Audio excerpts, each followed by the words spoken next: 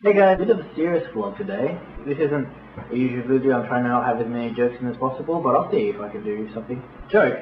Since when did you ever put jokes in your videos? Shut up. If you didn't know, I'm in university doing a degree of biotechnology. So after about 4 or 5 years, depending on how well I do, I'll probably enter a job within the research field, or managing a group of researchers, or something to that effect. So the other day, I was cooking. What was I cooking, you might ask? Well, I'm Australian.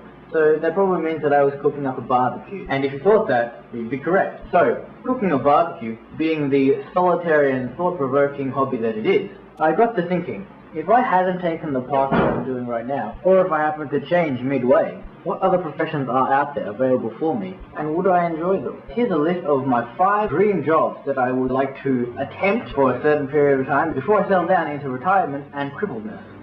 I was actually stuck for choices, and I actually have a top 6. But that's not a good number to have a top countdown with, so I decided to exclude one. But my honorable mention, or 6th best dream job, would have to be anything to do with gaming, whether that would be a game reviewer, or someone who works for a game magazine, or something like that. But I don't think I could be an actual gamer all my life. Like, if I played games the whole day, I think my thumbs would get tired, I wouldn't get out as much.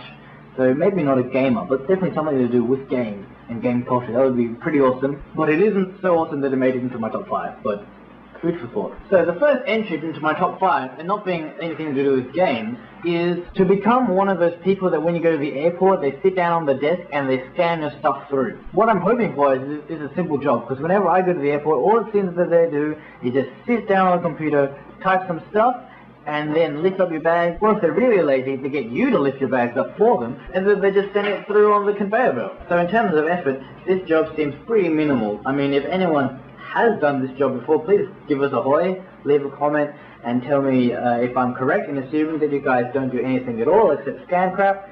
And if I'm wrong, yeah, give me some information as to what you guys do. Probably the only downside to this job would have to be the distance from my house to the Melbourne airport. It's about 1 hour's drive, and I think that's a bit too much for a part-time job, or a job that I'm not really looking to pursue further. So number 4 will definitely have to be voice acting. For a few years now, I thought that doing voice acting would be pretty damn awesome. I don't know if I would limit myself just to kid shows and anime stuff, but I'm pretty sure that there's some adult material out there that needs voice actors as well. And just for the record, by adult I do not mean hentai or anything like that. Sick YouTube. I meant stuff like actual movies, like Avatar and stuff. Adults watch that, yeah? From what I understand, there's not a lot of contact between actors in the case of voice acting, because you don't need to be on the set together, and you don't need to be together to just record your voice. So usually it's just based on whoever's free comes in today, and stuff like that. So in terms of connecting with your crew and connecting with the other people on set, I think voice acting probably falls just a bit short on that aspect. So number 3 on my list is being a chef, or someone who cooks for other people. I mean cooks for other people as a profession. Being a housewife doesn't count. I told my sister the reason that I wanted to be a chef, and she's like, hey, that's a bit like an artist. And I'm like, well, yeah, I mean, chefs are like artists, sort of. If you take your art seriously enough. Nowadays there's a lot of really well-crafted foods out there, and people also take in shape, texture and colour when they present food as well. Definitely the best part about being a chef would be seeing other people's enjoyment on their faces when they eat my food and when they enjoy what I do, I guess.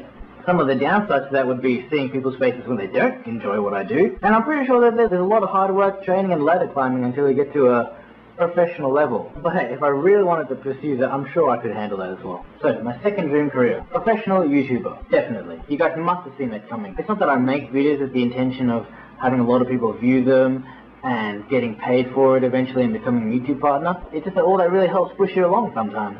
That's 4 of my dream careers done. And anyone out there who's still watching is probably like, wow, what other job could topple all 4 of those awesome, amazing sounding jobs?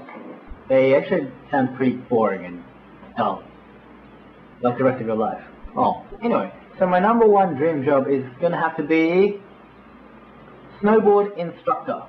I love snowboarding and I love the snow.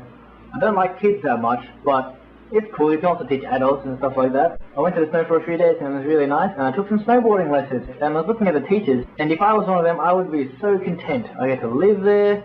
I think you live there, maybe for a period of time, maybe you can rent there, or as part of the job you can stay there. I'm not really sure. Once again, like any of the other jobs, if anyone has any experience on these jobs that I mentioned, please leave a comment or response below, and that would be really handy. But at least in my mind, that sounds like such an amazing job. You just get to be up there and you just get to snowboard the whole day. There is one really big disadvantage, and is by the end of like a week or 2 weeks or something, after wearing goggles like this the whole day, being in between really bright sun and really ultra reflective white snow means you get tan really easily.